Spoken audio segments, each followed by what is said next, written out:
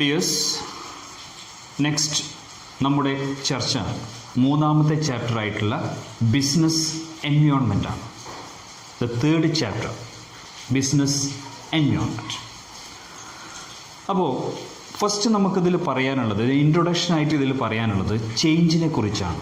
അപ്പോൾ actually change എന്ന് പറഞ്ഞൊരു കോൺസെപ്റ്റ് അതില്ലാതെ ഒരിക്കലും ഒരു ബിസിനസ് ആക്ടിവിറ്റി മുന്നോട്ട് പോകില്ല, അല്ലേ?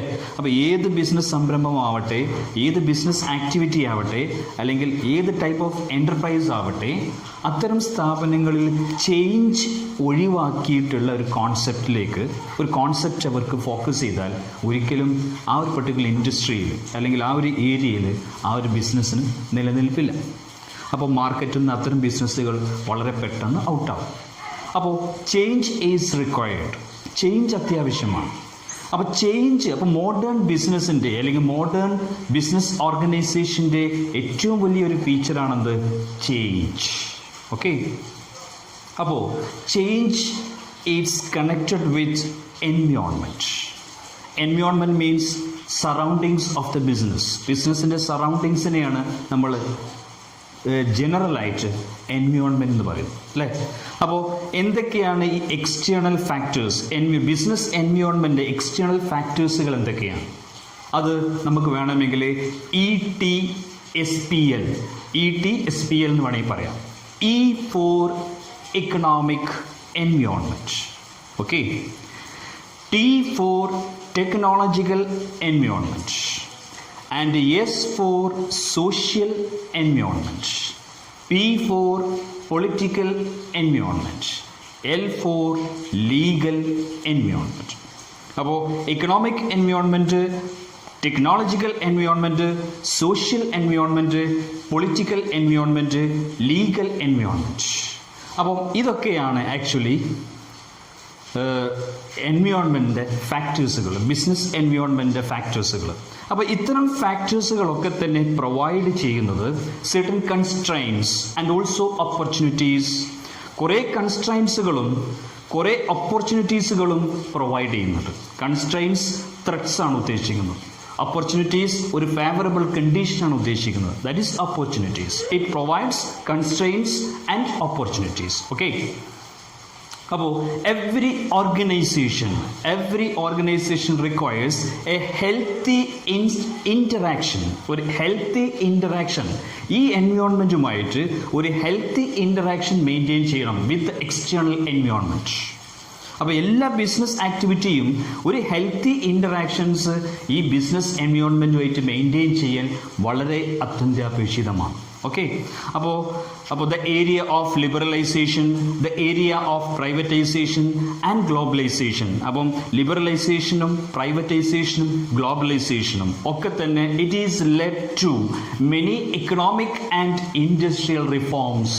ഒരുപാട് എക്കണോമിക് ആൻഡ് ഇൻഡസ്ട്രിയൽ റിഫോംസിലേക്ക്, ഇൻഡസ്ട്രിയൽ ആൻഡ് മാറ്റങ്ങളിലേക്കൊക്കെ തന്നെ ഇത് ലീഡ് ചെയ്തു.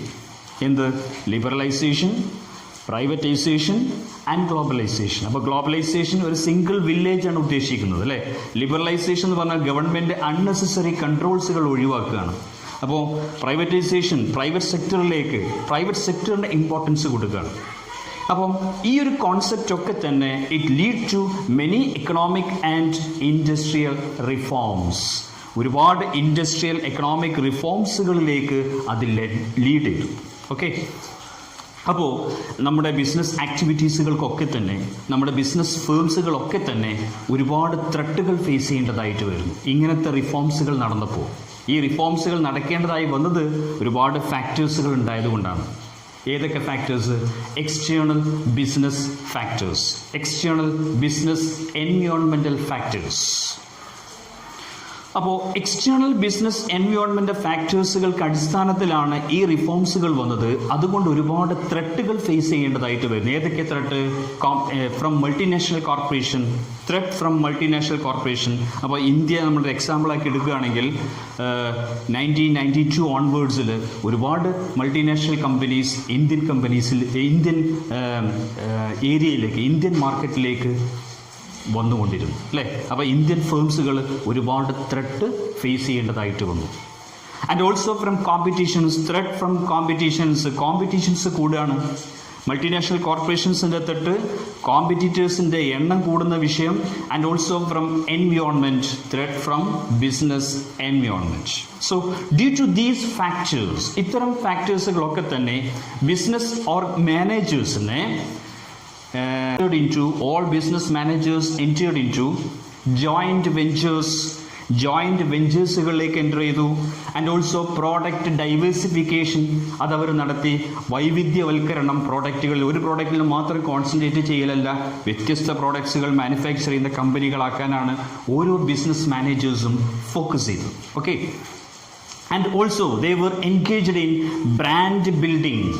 അപ്പോൾ ബ്രാൻഡ് ഇമേജ് കോൺസെപ്റ്റ് ഇൻക്രീസ് ചെയ്യാൻ വേണ്ടിയിട്ട് അത്തരം മാനേജേഴ്സുകളൊക്കെ തന്നെ അവരുടെ ബിസിനസ് ആക്ടിവിറ്റീസ് ആ രീതിയിലേക്കാണ് ഫോക്കസ് ചെയ്തത്. ആൻഡ് ഓൾസോ എന്താണ് modernise or reconstructing of business ആക്ടിവിറ്റീസിനെ റീകൺസ്ട്രക്ട് ചെയ്തു. And also modernising plant and മെഷീനറീസുകളൊക്കെ തന്നെ അവർ മോഡേണൈസ് ചെയ്തു. അപ്പോൾ ഈ ഒരു ഏരിയയിൽ അവർ ഇത്തരം ചേഞ്ചസുകളൊക്കെ കൊണ്ടുവന്നു. മറു ഏരിയയിൽ ദേ increase in production capacity increase ചെയ്തു. And also change in capital സ്ട്രക്ചറിൽ മാറ്റങ്ങൾ വരുത്തി. ക്യാപിറ്റൽ ഘടനയാണെന്ത്? Capital structure. അപ്പോൾ ഒരു ക്യാപിറ്റൽ സ്ട്രക്ചറിൽ പല ടൈപ്പ് ഓഫ് ക്യാപിറ്റൽസുകൾ ഉണ്ടാവും. ഇക്വിറ്റി ക്യാപിറ്റൽ, പ്രിഫറൻസ് ക്യാപിറ്റൽ, ഡെപ്റ്റ് ക്യാപിറ്റൽ, അല്ലേ? അപ്പം ഇക്വിറ്റി ക്യാപിറ്റലിന് മോർ ഇമ്പോർട്ടൻസ് കൊടുത്തു ദാൻ ഡെപ്റ്റ് ക്യാപിറ്റൽ ഉദ്ദേശിക്കുന്നത് ഡിബെഞ്ചർ ക്യാപിറ്റൽ. ഓക്കെ, അതൊരു ചേഞ്ചാണ്. ആൻഡ് ഓൾസോ കൺസ്യൂമേഴ്സിനെ ഫോക്കസ് ചെയ്തു. More focus is given to consumers അല്ലെങ്കിൽ കസ്റ്റമേഴ്സ്. ദെൻ കോമ്പൻസേഷൻ ലെവൽ കൂട്ടി. അപ്പം എംപ്ലോയീസിനൊക്കെ തന്നെ, സ്റ്റാഫുകൾക്കൊക്കെ തന്നെ കൊടുക്കുന്ന റിട്ടേൺസിൻ്റെ ആ ഒരു ലെവൽ അത് ഇൻക്രീസ് ചെയ്തു. അവർക്ക് കൊടുക്കുന്ന സാലറി പാക്കേജ്, അവർക്ക് കൊടുക്കുന്ന വേജസുകളൊക്കെ തന്നെ ഇൻക്രീസ് ചെയ്തു. അതിൻ്റെ ലെവൽ ഇൻക്രീസ് ചെയ്തു. Use of latest technology.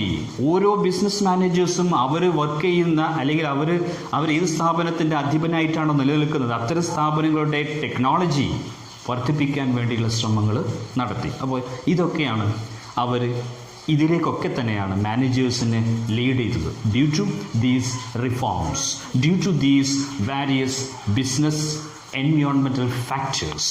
Okay. അപ്പോൾ ഇനി എന്താണ് business environment? Business environment is the sum total of all individuals or institutions. All individuals and institutions. ഇവിടെ individuals and institutions ഉദ്ദേശിക്കുന്നത് എന്താണ്?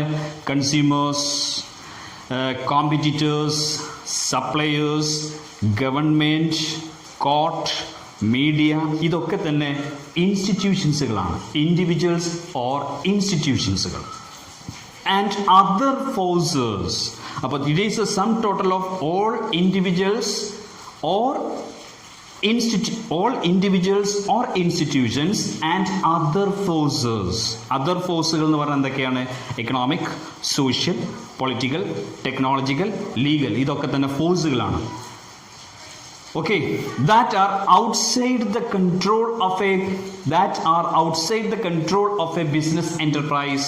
അപ്പോൾ ഒരു business എൻ്റർപ്രൈസിൻ്റെ outside the control of business, but that may affect its performance. അപ്പോൾ ബിസിനസ്സിൻ്റെ പെർഫോമൻസിനെ ബാധിക്കുന്ന outside the control, ബിസിനസ്സിൻ്റെ പുറത്തുള്ള കൺട്രോൾ. അപ്പോൾ അത് ഒരിക്കലും നമ്മുടെ കൺട്രോളിനെ അടിസ്ഥാനപ്പെടുത്തിയിട്ടില്ല. നമുക്ക് അതിനെ കൺട്രോൾ ചെയ്യാൻ പറ്റില്ല. അതിനനുസരിച്ച് നമ്മൾ മാറിയേ പറ്റൂ. അപ്പോൾ ഇതിനെയാണ് നമ്മൾ എന്ത് പറയുക? Business environment. It is a sum total of all individuals or institutions and other forces that are outside the control of a business enterprise but that may affect its performance. ഇതിനെയാണ് നമ്മൾ എന്ത് പറയുക? Business environment. ഇനി ഇതിൻ്റെ examples എന്തൊക്കെയാണ്? Changes in government economic policies. Government economic പോളിസികളിൽ മാറുക. ഇപ്പോൾ ടാക്സ് എടുക്കാൻ റേറ്റൊക്കെ തന്നെ ഗവൺമെൻറ് മാറ്റം വരുത്തുക. ഇതൊക്കെ തന്നെ എന്താണ്? ആക്ച്വലി ഒരു ചേഞ്ചസ് ആണ്. അത് ഗവൺമെൻറ്റിൻ്റെ ഒരു ഇൻ്റർഫിയറൻസ് ആണ്. ഗവൺമെൻറ് ഒരു ഇടപെടലാണ്. അതിനെ നമുക്ക് മാറ്റാൻ പറ്റില്ല. ഗവൺമെൻറ് എഗെയിൻസ്റ്റ് ആയിട്ട് നമുക്ക് ബിസിനസ് ആക്ടിവിറ്റിക്ക് വർക്ക് ചെയ്യാൻ പറ്റില്ല. അപ്പോൾ അതിനനുസരിച്ച് നമ്മൾ ബിസിനസ് ആക്ടിവിറ്റി മാറിയേ പറ്റും. ഓക്കെ.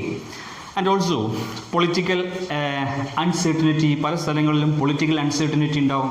പൊളിറ്റിക്കൽ അൺസെർട്ടനിറ്റി ഉണ്ടായിക്കഴിഞ്ഞാൽ ഒരുപാട് ഇൻവെസ്റ്റേഴ്സ് വന്നുകൊണ്ടിരിക്കില്ല. ഒരു കമ്പനിയിൽ ഇൻവെസ്റ്റ് ചെയ്യുന്ന ഇൻവെസ്റ്റേഴ്സ്, ഇക്വിറ്റി ഷെയർ ഹോൾഡേഴ്സൊക്കെ തന്നെ നമുക്ക് കൂടുതൽ ഉണ്ടാവണം. ഓക്കെ.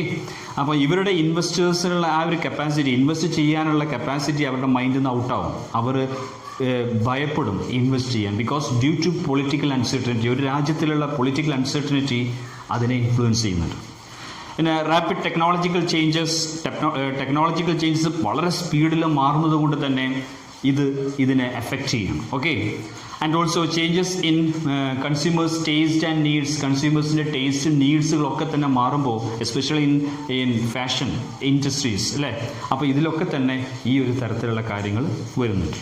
ആൻഡ് ഓൾസോ ഇൻക്രീസ്ഡ് കോമ്പറ്റീറ്റേഴ്സിൻ്റെ എണ്ണം കൂടുന്നതും ഇതിനെ എഫക്റ്റ് ചെയ്യുന്നുണ്ട്. അപ്പോൾ ഇതാണ് ബിസിനസ് എൻവയോൺമെൻറ്റ്. അപ്പോൾ ബിസിനസ് എൻവയോൺമെൻറ്റിനെ കുറിച്ച് അറിയൽ വളരെ അത്യന്താപേക്ഷിതമാണ് ഒരു ബിസിനസ്മാൻ. അപ്പോൾ നമ്മളിപ്പോൾ ഈ ക്ലാസ്സിൽ നമ്മൾ മനസ്സിലാക്കിയത് ബിസിനസ് എൻവയോൺമെൻറ്റിൻ്റെ മീനിങ് എന്താണ്, എങ്ങനെയാണ് ബിസിനസ് എൻവയോൺമെൻറ്റിൽ എന്തൊക്കെ ഫാക്ടേഴ്സുകളാണ് ഉൾപ്പെട്ടത്, എന്ത് കാരണം കൊണ്ടാണ് ബിസിനസ് എൻവയോൺമെൻറ്റിനെ കുറിച്ച് നമ്മൾ പഠിക്കേണ്ടത്, ഈ കാര്യങ്ങളിലേക്കാണ് ഇപ്പോൾ നമ്മൾ ചർച്ച ചെയ്തത്. ഇനി നെക്സ്റ്റ് നമുക്കിതിൻ്റെ തുടർന്നുള്ള കാര്യങ്ങൾ നമുക്ക് ചർച്ച ചെയ്യാം. Until then bye.